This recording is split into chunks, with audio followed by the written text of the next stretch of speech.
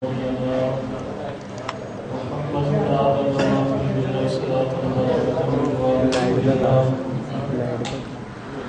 بعد أعوذ بالله من الشيطان الرجيم بسم الله الرحمن الرحيم واكتب لنا في هذه الدنيا حسنة وفي الآخرة إنا هدنا إليك قال عذابي أصيب به من أشاء ورحمتي واسعت كل شيء فسأكتبها للذين يتقون ويؤتون الزكاة والذين هم بآياتنا يؤمنون صدق الله العظيم وبلغنا رسوله الكريم الصلاة والسلام عليك يا سيدي يا رسول الله وعلى آلك وصحبه يا سيدي يا خاتم النبيين الصلاة والسلام عليك يا أشرف المرسلين وعلى آلك وصحبه يا معزز محترم سامعین، اللہ کی عزت کا جتنی بار بھی شکر ادا کیا جائے کم ہے۔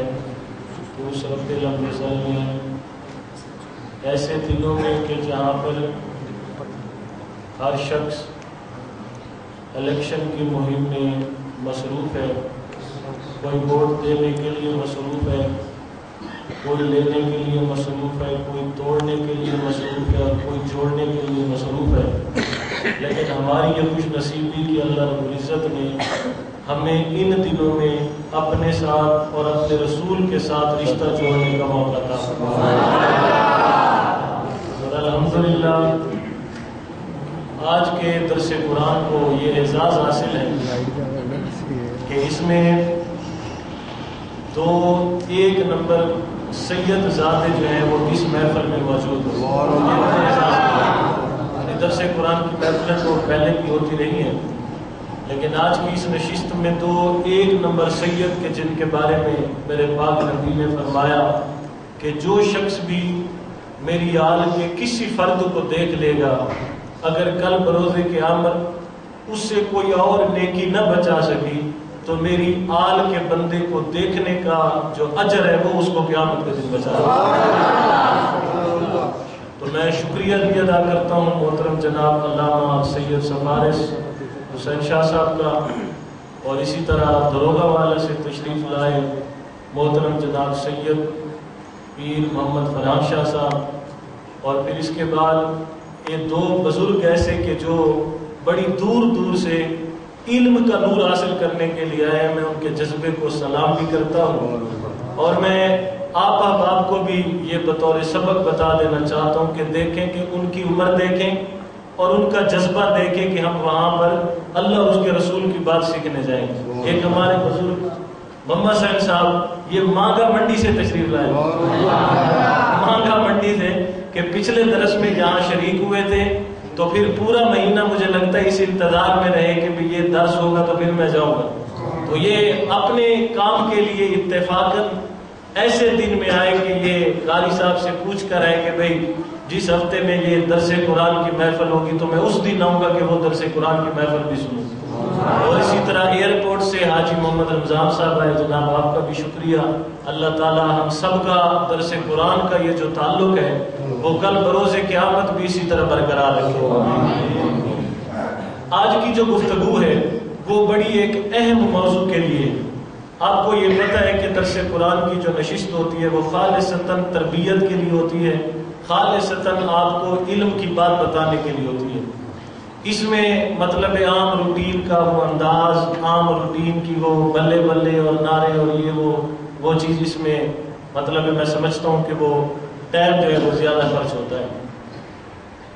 ایک بڑا اہم ٹاپک ہے جو آج میں آپ احباب سے شیئر کرنا چاہتا ہوں۔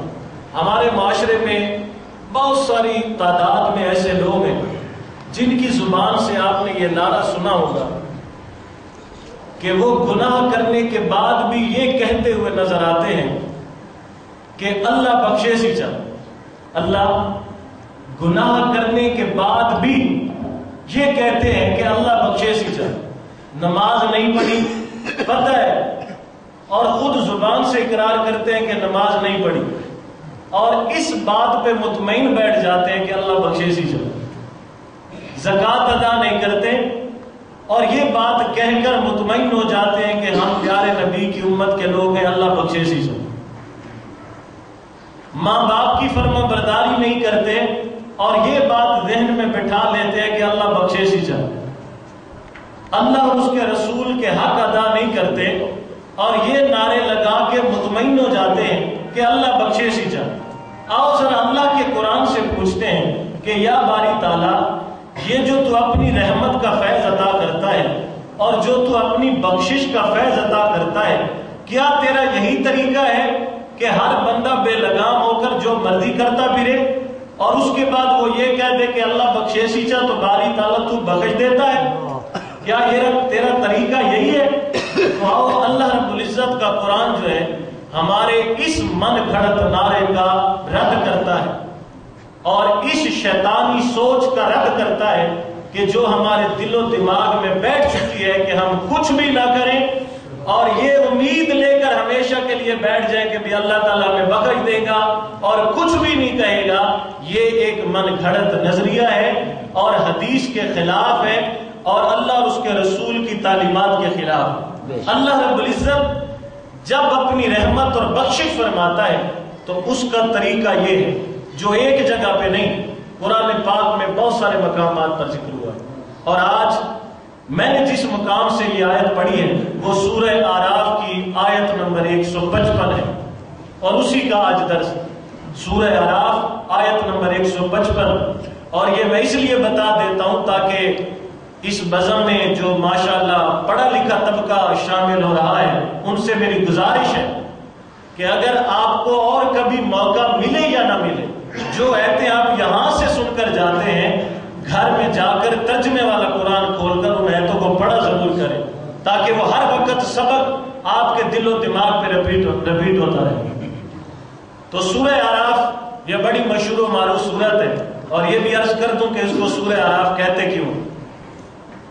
اعراف کا معنی ہوتا ہے پہچاننا، اور اس سورت کو سورہ اعراف اس لیے کہتے ہیں کہ قیامت کے دن جب سب کا فیصلہ ہو جائے گا، جنت والے جنت میں اور دوزخ والے دوزخ میں چلے جائیں گے، کچھ ایسے لوگ ہوں گے کہ جن کی نیکیاں اور برائیاں وہ برابر برابر ہو جائیں گے، نیکیاں بھی برابر اور برائیاں بھی برابر، یعنی دونوں پلڑے برابر ہوں۔ اللہ رب العزت ان کو جنت اور دوزخ کے درمیان جو سرحد ہے اس سرحد پہ اللہ تعالیٰ جو ہے ان کو حکم فرمائے گا کہ تم یہاں پہ رہو، تم یہاں پہ رہو۔ اللہ رب العزت جب ان کو یہ حکم فرمائے گا کہ تم یہاں پر رہو تو یہ لوگ جنتیوں کو بھی پہچانیں گے اور دوزخیوں کو بھی پہچانیں گے اور بڑی لمبی دیر تک یہ اس سرحد پر رہیں گے قیامت کے دن۔ پھر اللہ رب العزت ایک کافی مدت گزرنے کے بعد اپنی رحمت فرمائے گا اور اعراف والے ان لوگوں کو فرمائے گا کہ ادخلوا فی جنتی، آئے میرے بندو اب تمہاری نیکیاں اور برائیاں تو برابر برابر ہیں، میں تمہیں اپنی رحمت سے نوازنا چاہتا ہوں، جاؤ تم آج جنت میں داخل ہو، جنت میں داخل ہو۔ یعنی بڑی دیر کے بعد ان کو جو ہے یہ اجر ملے گا۔ تو اگر ہم یہ کوشش بھی آج سے شروع کر دینا کہ ہماری نیکیاں بڑھیں یا نہ بڑھیں، کم سے کم اتنا تو کر لیں کہ برابر برابر کا پلڑا تو لے جائیں، لیکن جب ہم اپنے اپنے گریبانوں میں جھانکیں گے صبح سے لے کر شام تک اور شام سے صبح تک تو ہمیں ہمارا ضمیر خود بتائے گا، کوئی اور بتائے یا نہ بتائے، ہمارا ضمیر ہمیں خود بتائے گا کہ ہماری برائیوں کا پلڑا زیادہ ہے۔ آج کتنے فیصد لوگ ہیں کہ جو 5 وقت نماز کے عادی ہیں، کتنے فیصد لوگ ہیں جو زکوٰۃ کے عادی ہیں، کتنے فیصد ہے جو ماہ رمضان المبارک میں جو رمضان کے روزے رکھتے ہیں، اور کتنے فیصد ایسے لوگ ہیں جن کا غسل اور وضو اللہ اور اس کے رسول کی تعلیم کے مطابق ہے، وہ تھوڑی تعداد میں ہو، اکثر جو ہیں وہ دین کی بنیادی باتوں سے بھی واقف نہیں ہے۔ تو یہ اس سورہ اعراف کی جو ہے آیت نمبر 55 ہے، 155۔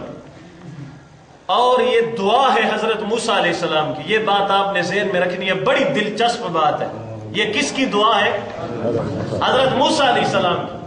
اور اس آیت میں حضرت موسیٰ علیہ السلام نے جو دعا کی ہے نا, بڑی مزے کی بات یہ ہے کہ موسیٰ علیہ السلام نے دعا کی ہے اپنی قوم کے بارے میں, اور اللہ رب العزت نے موسیٰ علیہ السلام کی اس دعا کو قبول کیا ہے مصطفیٰ کی امت کے لیے.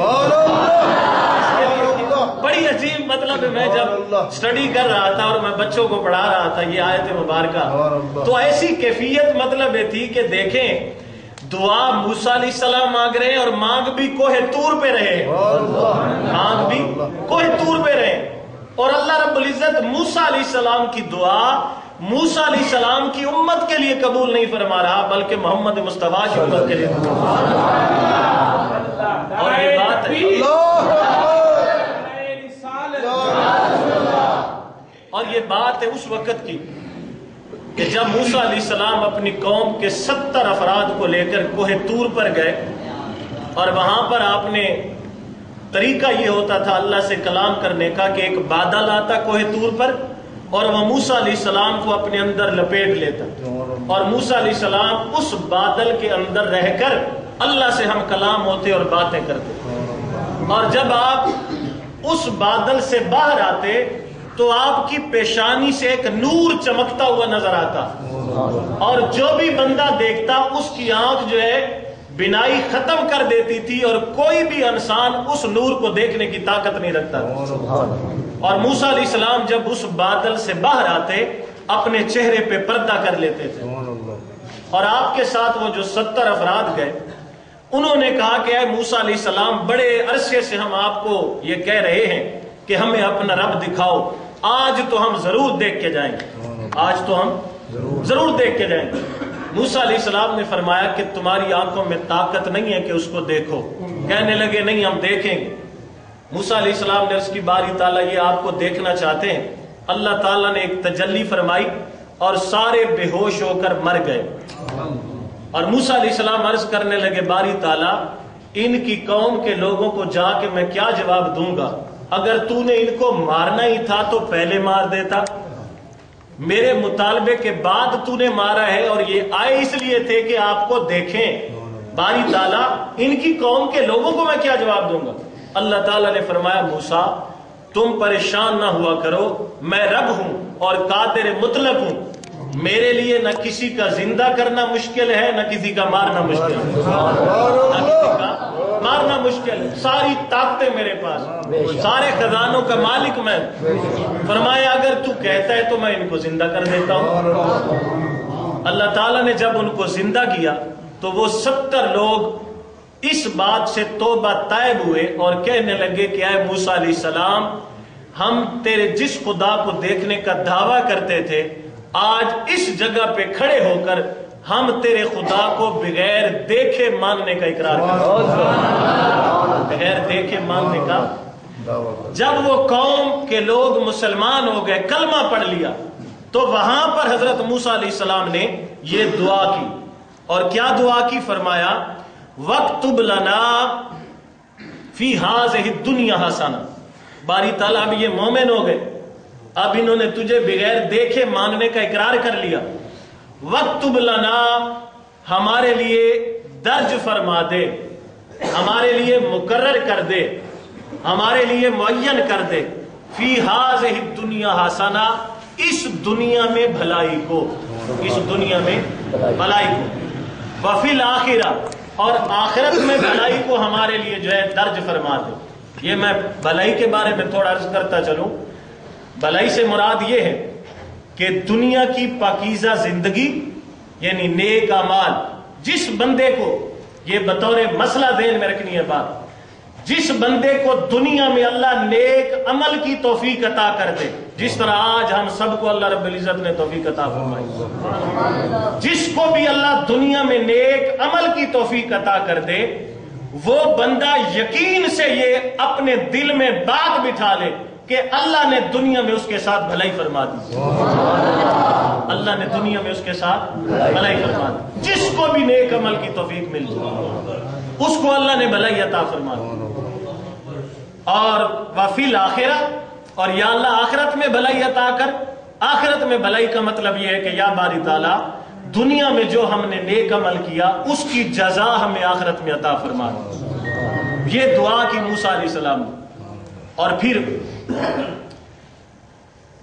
مفسرین یہ بھی فرماتے ہیں کہ چونکہ دعا موسیٰ علیہ السلام کی تھی اور موسیٰ علیہ السلام کی قوم میں دنیا میں جو بھلائی کا مطلب تھا، دنیا میں اس کا مطلب یہ تھا کہ موسیٰ علیہ السلام کی قوم کے لوگوں پر جو شریعت کے احکام نازل ہوئے تھے وہ بڑے مشکل تھے۔ کیا تھے؟ بڑے مشکل تھے۔ آپ نے دعا مانگی کہ یا اللہ وہ جو شریعت کے مسئلے تو نے دنیا کے لیے بھیجے ہیں ان کو آسان فرما دو۔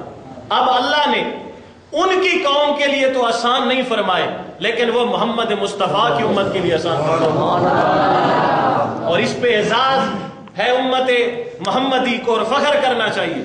وہ کیسے بھلا ذرا سننا۔ موسیٰ علیہ السلام کی قوم کے لوگ جب گناہ کرتے ان کی توبہ کا طریقہ یہ تھا کہ ایک دوسرے کو قتل کرتے، یہ ان کی توبہ ہوتی تھی۔ اور امت مصطفیٰ کی توبہ کیا ہے؟ وہ رو کر ایک آنسو بہا لے۔ اللہ 70 بار کہتا ہے لبیک یا عبدی لبیک۔ مصطفیٰ کی امت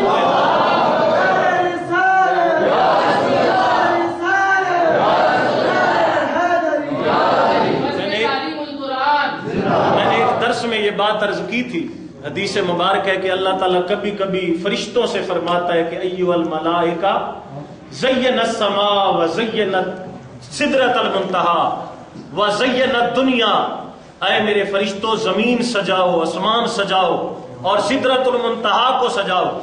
فرشتے عرض کرتے ہیں باری تعالیٰ من عطا علی السماء، باری تعالیٰ آج آسمانوں پہ کون ایسا تیرا برگزیدہ بندہ آ رہا ہے جس کے لیے تو لائٹنگ کروا رہا ہے، جس کے لیے تو روشنیاں کروا رہا ہے، جس کے لیے تو آسمان سدرۃ المنتہی سجوا رہا ہے؟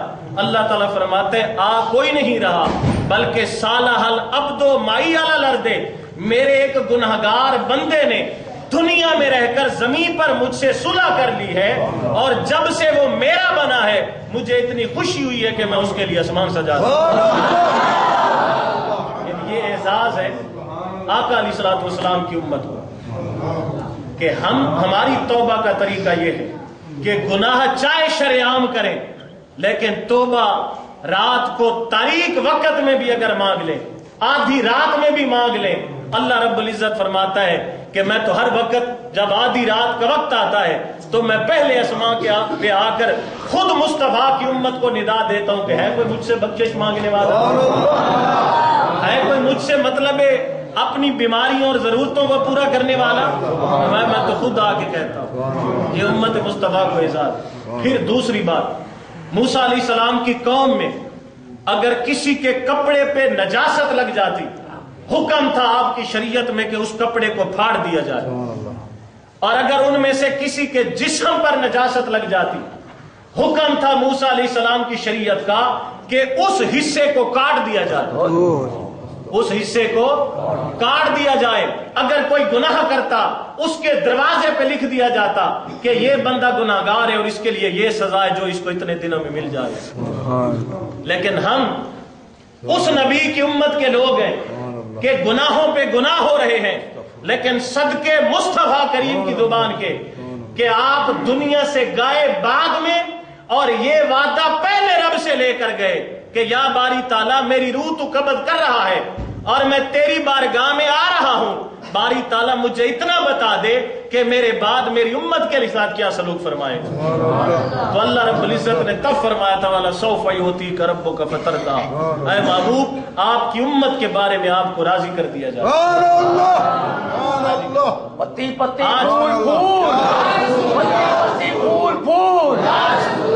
آج ہم گناہ کرتے ہیں، ہماری شکلیں نہیں بگڑ رہی، ان کی شکلیں بگڑ جاتی تھی۔ ہم گناہ کرتے ہیں، ان کے دروازوں پہ لکھ دیا جاتا تھا، ہمارے دروازوں پہ نہیں لکھا جاتا۔ اعلیٰ سے اعلیٰ پاپی قسم کے لوگ مطلب موجود ہیں، لیکن کسی کے دروازے پہ نہیں لکھا جاتا صدقہ مصطفیٰ کی امت۔ ہمارے کپڑے پہ نجاست لگ جائے، حکم ہے کہ 3 مرتبہ دھو لو، کپڑا پاک ہو جاتا ہے، لیکن ان کے لیے ایسا نہیں تھا۔ हमारे जिस्म पे नजासत लग जाए, हुक्म है धो लिया जाए, वो पाक हो जाता है। लेकिन ये हुक्म मूसा अलैहिस्सलाम की उम्मत के लिए नहीं था। अब दुआ तो मूसा अलैहिस्सलाम ने की अपनी कौम की आसानी के लिए, लेकिन ये सारी आसानी अल्लाह ताला ने मुस्तफा की उम्मत को अता फरमाई और फरमाया आखिरत में भी इनको भलाई अता फरमा। तो आखिरत में भलाई का मतलब ये है कि जो यहाँ पे नेक अमल करें, या बारी ताला उनकी जजा इनको दे दे, उनकी जजा दे दे। और इसी तरह फरमाया इन्ना हुदना इलैक, या बारी ताला हमें हिदायत की तरफ, तेरी तरफ रजू नसीब हो गया है। काला, अल्लाह ताला ने फरमाया अजाब युसीबु बिही मन आशा, मैं जिसे चाहता हूँ अजाब में मुब्तला कर देता हूँ। व रहमती वासियत कुल्ला शै, और मेरी रहमत मेरे अजाब पे भारी है, और मेरी रहमत उसने हर चीज को घेरे में लिया हुआ है।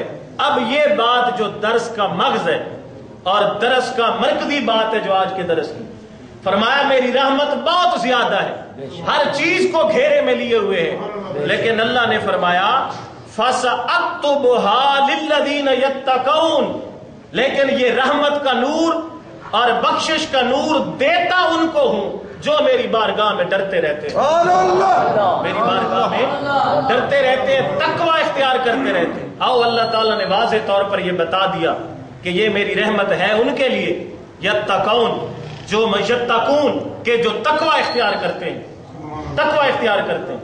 आज हम मतलब अपने अपने गिरबानों से ये पूछेंगे कि जब आप तकवे की तारीफ सुनेंगे कि तकवा होता क्या है, तो फिर कुरान की रोशनी में आप अपने आप को खुद फतवा देंगे और मैं अपने आप को खुद फतवा दूंगा कि मैं मुत्तकी हूं।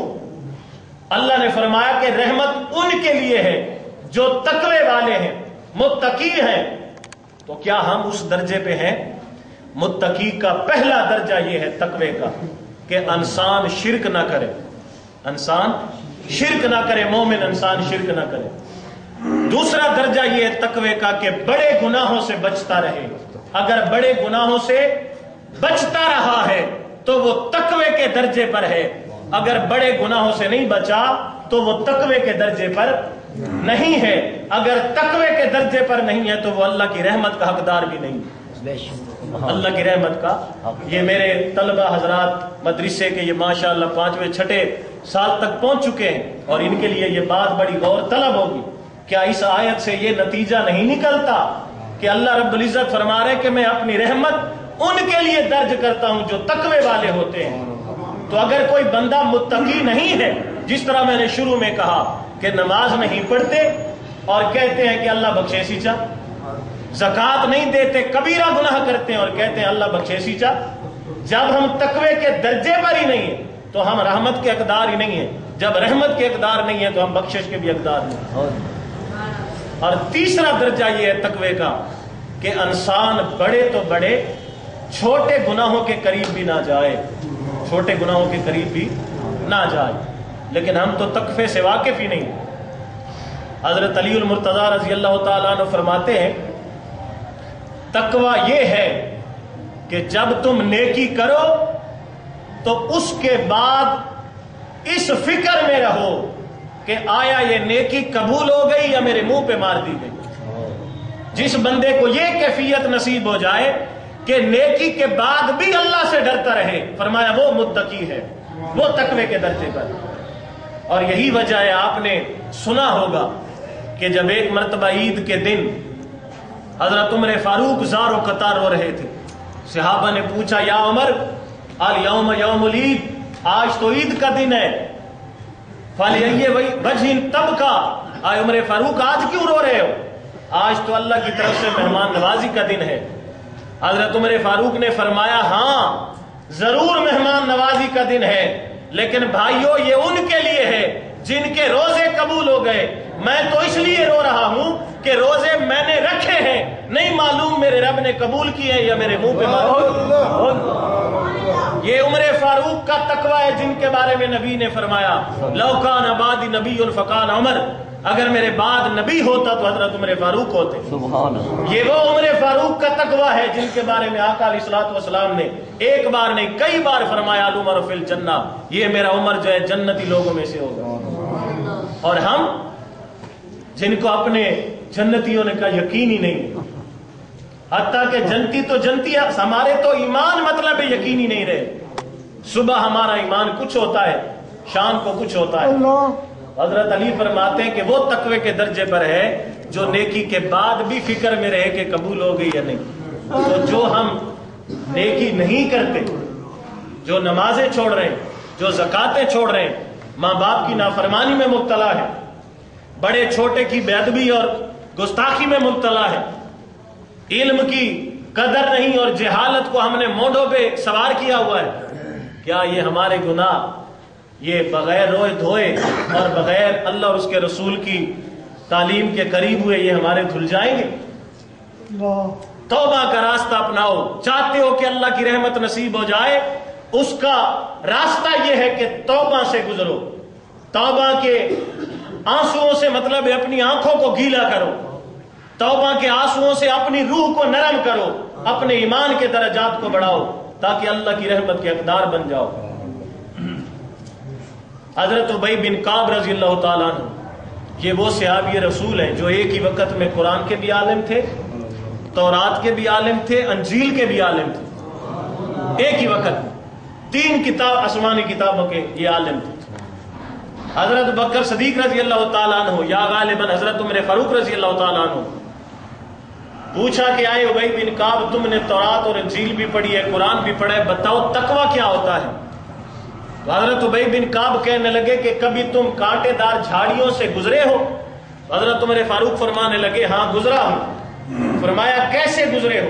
حضرت عمر فاروق فرماتے ہیں اپنے کپڑوں کو سمیٹ سمیٹ کر اور اپنے جسم کو بھی سمیٹ سمیٹ کر گزرا ہوں کہ کہیں مجھے جھاڑی کا کانٹا نہ چبھ جائے اور کہیں میرے کپڑے کو نہ پھاڑ دے۔ آپ نے فرمایا بس بالکل اسی طرح جو شخص دنیا میں گناہوں سے ایسے بچتا رہے جیسے جھاڑی میں گزرنے والا مسافر کانٹوں سے بچتا رہتا ہے، تو ابی بن کعب کہتے ہیں کہ اللہ اس کو تقوی کا نور عطا فرمائے، اللہ اس کو تقوی کا۔ اور ہماری صورتحال کیا ہے؟ بچنا تو بچنا، ہم تو ان اڈوں کی تلاش میں رہتے ہیں کہ جہاں پہ گناہوں کی سرعام دعوت دی جاتی ہے، ہم تو ان اڈوں کی تلاش میں رہتے ہیں کہ جہاں پہ جا کے ہم عیش پرستی کر سکیں، جہاں پہ ہم آزادی سے گناہ کر سکیں، جہاں پہ ہماری خواہش اور ہمارے ارادے پہ کوئی انگلی اٹھانے والا نہ ہو، جہاں پہ ہماری شہوت کی تکمیل کے لیے اور پورا کرنے کے لیے ہر قسم کے سورس مہیا ہو۔ آج دائیں بائیں دیکھیں، اور جہاں پر عیاشی کے اڈے ہیں، جہاں پہ گناہوں کے اڈے ہیں، داغتے ہیں، وہاں پہ لوگ سینکڑوں ہزاروں میں 5 منٹ میں جمع ہو جاتے ہیں، اور جہاں سے حی علی الصلاۃ کی آواز آتی ہے رب کی طرف سے، اور جہاں سے حی علی الفلاح کی آواز آتی ہے رب کی طرف سے، جہاں پہ تعالوا الی کلمۃ سواء بینکم و بیننا آواز آتی ہے قرآن کی آیتوں کی، وہاں پر مطلب ہے 100 پاپڑ بیلنے کے بعد بھی مطلب ہے اتنی تعداد میں لوگ جمع نہیں ہوتے جتنی گناہ کی دعوت پہ لوگ جمع ہو جاتے ہیں۔ تو کیا یہ باتیں ہماری آنکھیں کھولنے کے لیے کافی نہیں ہیں؟ کیا ہمیں اپنے ایمانوں کی فکر اور ہمیں اپنے ایمانوں کے بارے میں سوچنے کے لیے کیا یہ ماحول کھلی ہوئی کتاب کافی نہیں ہے؟ تو فرمایا اس کو ہم رحمت عطا کرتے ہیں جو تقوی والا ہوتا ہے، اور اس کے بعد فرمایا وَيُؤْتُونَ الزَّكَاةَ، اور اس کو رحمت عطا کرتے ہیں جو زکوٰۃ عطا کرتا ہے، وَالَّذِينَ هُمْ بِآيَاتِنَا يُؤْمِنُونَ، اور اس کو رحمت عطا کرتے ہیں جو ہماری ایتوں پہ ایمان رکھتا ہے۔ اب یہاں پر اللہ تعالیٰ نے رحمت کے لیے 3 شرطیں بیان فرمائی، ایک تقوی، دوسرا زکوٰۃ دینا، اور تیسرا ایتوں کو ماننا، ایتوں کو ماننا۔ یہ بھی میں آپ کو بتا دوں کہ آج قرآن کو زبان سے مانا جا رہا ہے لیکن عمل سے قرآن کا انکار کیا جا رہا ہے۔ شاہ صاحب قولن مانا جا رہا ہے، قولن زبان سے، لیکن عملاً قرآن کا انکار کیا جا رہا ہے۔ اگر ہم نے اپنے عمل سے بھی قرآن کو ماننا ہے تو آج ہماری مسجدیں ویران نہ ہوتی۔ اگر ہم عمل کے ذریعے قرآن کو مانتے تو ہماری بیٹیاں بہنیں وہ جائیداد کے حق کو نہ ترستی ہوتی۔ اگر ہم نے قرآن کو عمل میں مانا ہوتا تو آج مطلب مسلمانوں کی وہ نوجوان بیٹیاں جو اپنے ہاتھوں کو رنگنے کے لیے بوڑھی گھروں میں ہو جاتی ہیں اور ان کے ساتھ کوئی شادی کرنے کے لیے تیار نہیں ہوتا۔ آج امیر اور غریب کا یہ اتنا بڑا فرق نہ ہوتا آج ہر شخص کو حق اور حقوق ملا ہوتا، اس لیے کہ ہم نے عملاً قرآن کو مانا ہی نہیں. ہم نے مانا ہے انگریز کے قانون کو، ہم نے مانا ہے برطانیہ کے قانون کو. میں نے تو کل جمعے کے خطبے میں بھی عرض کیا، آپ کی پارلیمنٹ میں یہ قانون بنا ہوا ہے پرویز مشرف کے دور میں کہ 18 سال سے کم لڑکا اور لڑکی جو مرضی کرتے رہیں، کسی کو اجازت نہیں ہے کہ ان کو ہاتھ لگا سکے. یہ قانون بنا ہوا ہے. پولیس کو اجازت نہیں ہے کہ ان کو ہاتھ پکڑ سکے. آپ کے کسی ایم پی ایم اے نے کوئی اجازت نہیں ہے کہ ان پر انگلی اٹھا سکے. اور جب سے یہ قانون بنا ہے تب سے مطلب ہوٹل آباد ہو گئے، تب سے ماں باپ کی مرضی کے بغیر شادیوں کے انبار لگے ہوئے، تب سے عدالتوں میں آئے دن یہ کیسے دار ہیں. آپ کی پارلیمنٹ اس بات کی اجازت نہیں دے سکتی کہ اسلام آباد میں سپیکر پہ اذان آ سکے. پورے اسلام آباد میں سپیکر پہ اذان کوئی نہیں پڑھ سکتا. کیا یہ مسلمانوں کے ملک میں رہتے ہیں؟ 30 پاروں کو ماننے والی قوم اور امت مسلمہ وہ اپنی مرضی سے اذان نہیں پڑھ سکتی، اپنی مرضی سے اللہ اور اس کے رسول کے حکم کے مطابق قانون نہیں بنا سکتی. تو کیا اس پاکستان کی قوم نے مار کر اللہ کو جواب نہیں دینا؟ عملاً قرآن کی آیتوں کا انکار کیا جاتا ہے. عملاً اگر ہم قرآن کو مانتے ہوتے، ہم تو قرآن سمجھنے کے لیے تیار نہیں، ہم تو قرآن پڑھنے کے لیے تیار نہیں. کتنے ایسے آپ کو نوجوان ملیں گے معاشرے میں جن کو کئی گانے یاد ہیں، 3 گھنٹوں کی فلمیں یاد ہیں، 3 گھنٹوں کے ڈرامے یاد ہیں، پوری غزلیں نغمے یاد ہیں، لیکن انہی بچوں سے آپ پوچھ لیں ان کو الحمدللہ رب العالمین کا معنی نہیں آئے گا. کیا یہ ہماری مسلمان قوم کے نوجوان کبھی نہیں سوچتے آپ کہ بالآخر مرنا ہے، قبر میں جانا ہے اور اپنا حساب کتاب دینا ہے. ثم لا تسألون یومئذ عن النعیم کا مقام آنا ہے. ہر نعمت کے بارے میں پوچھا جانا ہے، عمر کے بارے میں پوچھا جانا ہے، علم کے بارے میں پوچھا جانا ہے، زندگی کے بارے میں پوچھا جانا ہے. اس لیے فرمایا ان کے لیے رحمت ہوگی جن کو یہ درجہ نصیب ہوگا. یہ بزم کے جو ساتھی جن کی ڈیوٹی لنگر پہ ہے وہ اپنا لنگر جو مسجد میں لے ہے، کیونکہ بتی شاید نہ آئے تو میں درس کو مختصر کر دوں گا، اور گرمی کا سیزن ہے، یہ ساتھیوں کو لنگر آپ پلائیں. اور اسی طرح اللہ رب العزت نے پھر سورہ بقرہ میں ارشاد فرمایا، سورہ نور،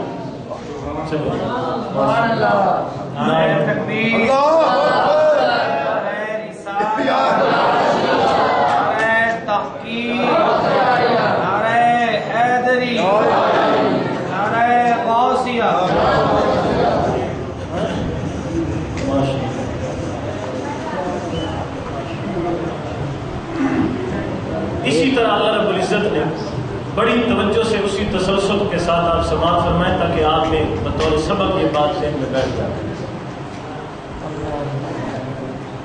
اسی طرح اللہ رب العزت نے سورہ آل عمران میں ارشاد فرمایا، اطیعوا اللہ والرسول لعلکم ترحمون، اللہ کی اطاعت کرو اور میرے مصطفیٰ کی اطاعت کرو، لعلکم ترحمون، تاکہ تم پہ رحمت کی جائے.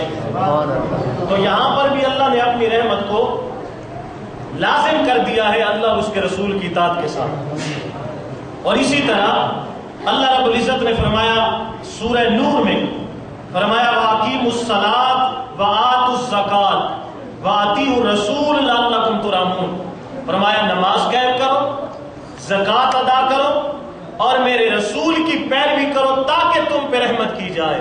تو یہاں پر بھی 3 چیزوں کو لازم کیا رحمت کے لیے، نماز، زکوٰۃ اور اللہ کے رسول کی اطاعت. ادھر مطلب ہے سورہ اعراف میں بھی تقویٰ، زکوٰۃ کا دینا اور قرآن کی آیتوں کا ماننا. پھر سورہ عمران میں اللہ اس کے رسول کی اطاعت کو لازم قرار دیا اللہ نے اپنی رحمت کے لیے. تو آج ہم نے اللہ کی رحمت کا کون سا ڈھنگ بنایا ہوا ہے اور کون سا طریقہ اپنایا ہوا ہے؟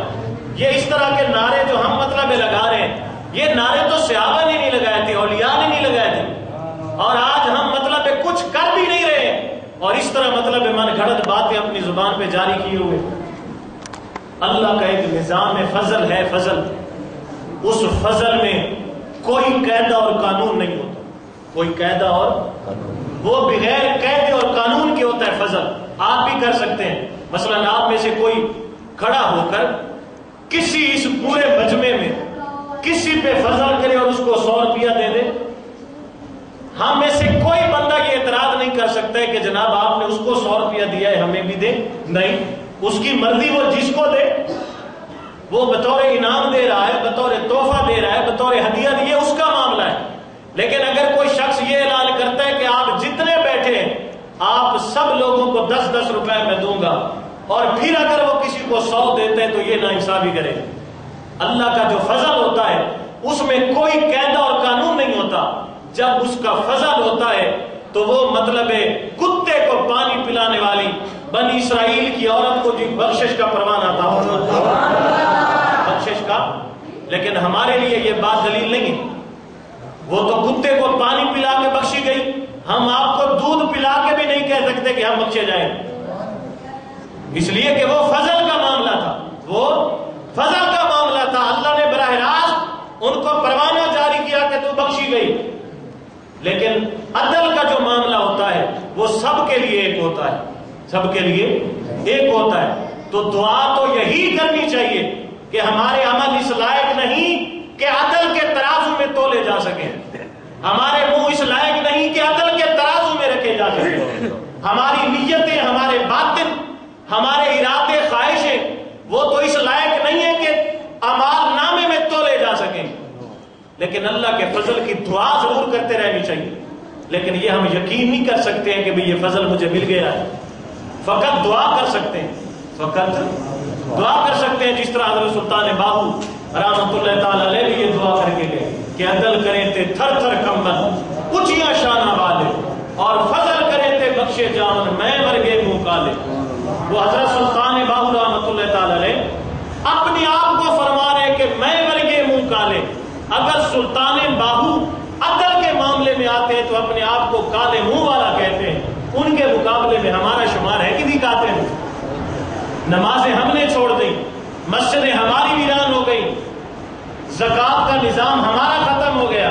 اگر زکوٰۃ ادا کرتے تو یہ معاشرے میں لوگ بھوکے نہ سوتے، اور غریب آہو فغاں کر کر کے نہ سوتے، اور تڑپتے نہ، سسکتے نہ، ترستے نہ. وہ ہم نے چھوڑ دیا.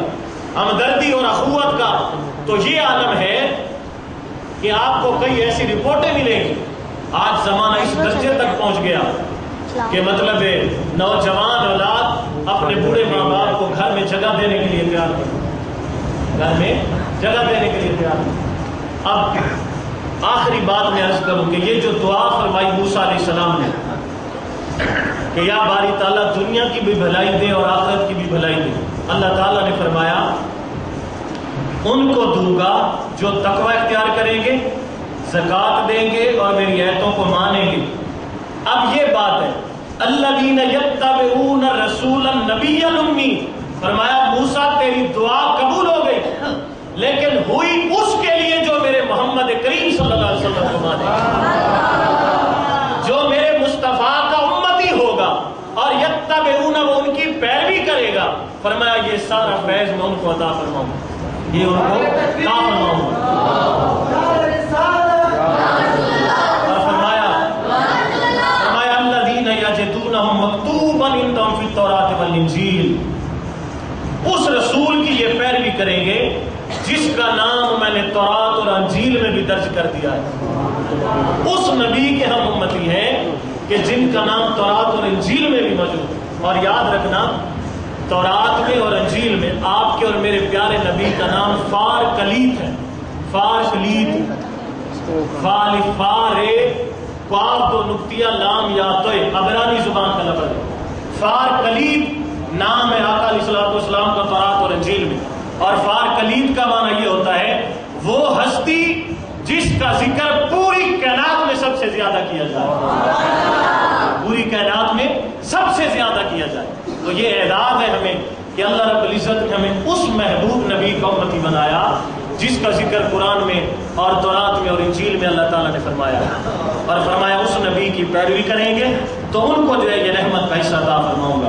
آج بھی اگر کوئی عیسیٰ علیہ السلام کو ماننے والا، موسیٰ علیہ السلام کو ماننے والا، کسی بھی قوم کا فرد، وہ جب تک محمد مصطفیٰ کو نہیں مانتا اور آپ کو ماننے کے پورے تقاضے ادا نہیں کرتا، اس وقت تک وہ اللہ کی رحمت کا مستحق نہیں ہو سکتا. آج کہیں پہ عقیدوں میں خرابی آ گئی، تو کہیں پہ عمل میں خرابی آ گئی، کہیں پر اعمال بگڑ گئے تو کہیں پر عقیدے بگڑ گئے، اسی لیے معاشرہ اللہ کی برکتوں اور رحمتوں سے خالی ہوتا چلا گیا۔ اس ایک ہم مسلمانوں پہ وہ بھی دور گزرا کہ جب ہمارے ایمان مضبوط تھے، ہمارے ایمان میں وہ کوالٹی اور شرطیں پوری تھیں، حال یہ ہوا کرتا تھا، حضرت خواجہ بصری قلندر رضی اللہ تعالیٰ عنہ، آپ حج کر کے واپس آ رہی تھی، آپ کا اونٹ راستے میں فوت ہو گیا، جہاں پر آپ بیٹھی تھی راستے میں سٹے کیا، وہاں پہ اونٹ فوت ہو گیا۔ اب قافلہ آگے چلا گیا، آپ پریشان ہو رہی ہیں کہ میں خاتون ہوں، عورت ہوں، کیا بنے گا، میں کس کے ساتھ جاؤں گی اپنے گھر تک؟ اگر اکیلی گئی اور پیچھے سے لیٹ ہو کے گئی، لوگ مجھ پہ انگلیاں کھڑی کر کے باتیں کسیں گے۔ آپ نے دیکھا کہ قافلہ چلا گیا، آپ نے دعا فرمائی، اور دعا کا انداز دیکھیں، ایسا انداز ہے کہ جیسے روز رب سے باتیں کرتی تھی، روز رب سے باتیں کرتی تھی۔ کہتی ہیں باری تعالیٰ اتنا بڑا بادشاہ ہو کر اتنی چھوٹی سی نوکرانی کے ساتھ یہ سلوک کر رہا ہے، اتنا بڑا بادشاہ ہو کر اتنی چھوٹی سی نوکرانی کے ساتھ یہ سلوک فرما رہا ہے۔ تو حضرت رابعہ بصری قلندر رضی اللہ تعالیٰ عنہ نے جب یہ جملہ کہہ کر اپنے ہاتھوں کو نیچے کیا تو مرا ہوا اونٹ آپ کے لیے اللہ رب العزت نے زندہ ہو گیا، مرا ہوا اونٹ آپ کے لیے زندہ ہو گیا۔ تو جب ہمارے ایمان اس درجے پر تھے کہ جن کے لوازمات پورے تھے، آج لوگ اعتراض کرتے ہیں، مسجدیں ہیں، مدرسے ہیں، علماء ہیں، طلباء ہیں، نمازی ہیں، لیکن میں یہی بات عرض کرتا ہوں کہ جب تک کوئی کام صحیح درجے پہ نہیں ہوگا اس وقت تک وہ اپنی رحمتوں سے معروم ہوگا۔ آج ہمیں اپنے طلباء کو بھی یہ بات ازبر کر لینی چاہیے، آیا آپ بطور طالب علم ٹھیک ہے؟ علماء کو بھی یہ بات ذہن میں رکھنی چاہیے، بطور علماء آپ صحیح سمت پہ جا رہے ہیں۔ عوام کو بھی یہ بات ذہن میں رکھنی چاہیے کہ بطور مقتدی اور بطور عوام آپ مطلب صحیح ڈگر پہ چل رہے ہیں۔ تو جب تک یہ نظام معاشرت کا رہنے کا اس سوچ کا ہو جائے گا تو پھر وہ ترقی ہوگی۔ اور فرمایا وہ رسول ہے جس کا نام تورات انجیل میں لکھا ہوا ہے، یامرہم بالمعروف وینہاہم عن المنکر، وہ رسول عربی لوگوں کو نیکی کا حکم دیتا ہے اور برائی سے منع کرتا ہے۔ اور اس کے لیے آپ جانتے ہیں کہ رسول عربی نے کون کون سی تکلیفیں برداشت کی ہیں امر بالمعروف اور نہی عن المنکر کے لیے۔ اور ہم نے یہ جو نظام شروع کیا ہے بزم تعلیم القرآن کا، بزم تعلیم القرآن کے سارے کارکن اور طلبہ مبارکباد کے مستحق ہیں کہ آپ کے اس کام کو صرف اللہ اور اس کے رسول کی بارگاہ میں پسند نہیں کیا گیا، بلکہ دائیں بائیں لوگ اب دعوت دے رہے ہیں اور ڈیمانڈ کر رہے ہیں کہ جناب اس طرح کا نظام ہماری مسجدوں میں بھی شروع کر دیا جائے۔ یہ اللہ کی بارگاہ میں مقبولیت کی دلیل ہے۔ فرمایا کہ وہ رسول لوگوں کو نیکی کا حکم دیتا ہے، برائی سے روکتا ہے۔ جانتے ہیں آپ میرے رسول پر نیکی کا حکم دیتے ہوئے وہ بھی وقت آیا کہ جب حضرت اماں عائشہ رضی اللہ تعالیٰ عنہ فرماتی ہیں کہ جب آقا علیہ الصلوۃ والسلام ایک مرتبہ درس دینے کے لیے گئے، لوگوں کو قرآن کی آیتیں سنانے کے لیے گئے، تو کافروں نے قرآن کی آیتوں کے سننے کا جواب پتھروں سے دیا، اور آقا علیہ الصلوۃ والسلام بے ہوش ہوئے، اور ایک کافرہ عورت نے ندا دی آقا علیہ الصلوۃ والسلام کی بیٹی سیدہ زینب کو، اور فرمایا اے زینب تیرے باپ کے ساتھ یہ حال ہو گیا۔ حضرت سیدہ زینب دوڑتے دوڑتے آئیں اور اپنے ابا جان کے سینے سے چمٹ گئیں اور عرض کرنے لگی ہیں ابا جان، جب ہم گھر والے آپ سے قرآن سننے کو تیار ہیں تو یہ قرآن ان کو کیوں سناتے ہو جو آپ کو قرآن کا جواب پتھروں سے دیتے ہیں؟ آقا علیہ الصلوۃ والسلام نے فرمایا اے میری بیٹی زینب، میرے رب کا مجھے حکم ہے فاستقم کما امرت الیک، اے میرے محبوب تم قرآن کی آیتیں بھی سناتے جاؤ اور پتھر بھی کھاتے جاؤ، ان کا جواب نہ دو بلکہ میری طرف دیکھو کہ یہ اعلان کس کا ہے اور حکم کس رب کی طرف ہے۔ یہ ہم تک کلمہ پہنچانے کے لیے بڑی بڑی مشکلات سے گزرا ہے یہ دین۔ آج ہم نے جس دین کو مذاق بنایا ہوا ہے نا کہ جہاں پہ دل کرتا ہے مان لیتے ہیں، جہاں پہ دل کرتا ہے چھوڑ دیتے ہیں، جہاں پہ ہماری عقل اجازت دیتی ہے دیندار بن جاتے ہیں، جہاں پہ عقل نہیں مانتی وہاں پہ کوئی پرواہ نہیں ہوتی دین۔ صبح کو دیندار ہو جاتے ہیں، شام کو بے ایمان ہو جاتے ہیں۔ شام کو دیندار ہو جاتے ہیں، صبح مکر جاتے ہیں. یہ کیا ہم نے سلوک کیا ہوا اس دین کے ساتھ؟ اس دین کے ساتھ یہ سلوک کیا جا رہا ہے جو دین مصطفیٰ کو زخمی کر کے ہم تک پہنچا ہے. اس دین کے ساتھ یہ سلوک کیا جا رہا ہے جو دین 70 حافظ صحابہ کرام کی خون کو مطلب اپنے اندر سینچ کر ہم تک پہنچا ہے. اس دین کے ساتھ ہم یہ سلوک کر رہے ہیں جو دین غزوہ بدر اور حنین برپا کر کے آیا ہے. اس دین کے ساتھ ہم نے مذاق بنایا ہوا ہے جو دین امام حسین جیسا پیارا نواسا قربان کر کے ہم تک پہنچا ہے. اگر کل بروز قیامت اتنا ہی پوچھ لیا گیا، آئے میرے امتی ہونے کا دعویٰ کرنے والوں، آئے کلمہ رسول کا دعویٰ کرنے والوں، تم کلمہ محمدی کا دعویٰ کرتے ہو، تم نے میرے دین کے ساتھ کیا کیا تھا؟